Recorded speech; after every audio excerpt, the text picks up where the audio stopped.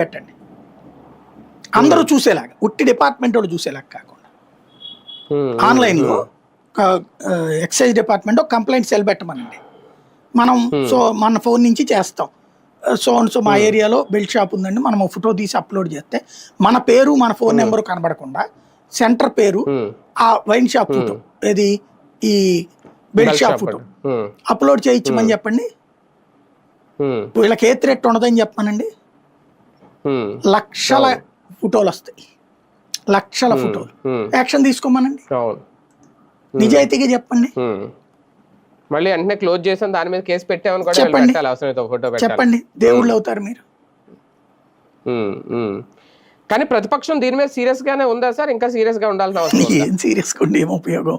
నిన్న అదేదో ఆ శ్యామల వీళ్ళని ఎవరినో పిలిచారట, అవును బెల్ట్ షాపులు లేవని చెప్పమంటారట. వాళ్ళు నీకు ఎవడు చెప్పాడు, ఎక్కడ ఉందో చెప్పు, అసలు బెల్ట్ షాపులు రాష్ట్రంలో లేవని అడుగుతారట అధికారులు.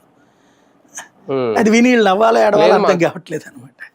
మరి లేదు, మేము అధిష్టానం చెప్పినట్టే చెప్పాము, చెప్పామన్నారు. అదే అది పేపర్లో రాశారు కాబట్టి అంతే అయి ఉండాలి, అంతే వాళ్ళకి. అంటే ఇంకా ఫైనల్ గా పైన ఏం చెప్తే చెప్తున్నా వైసీపీ వాళ్ళు అన్నట్టు. రైట్ రైట్, చూద్దాం. మొత్తానికి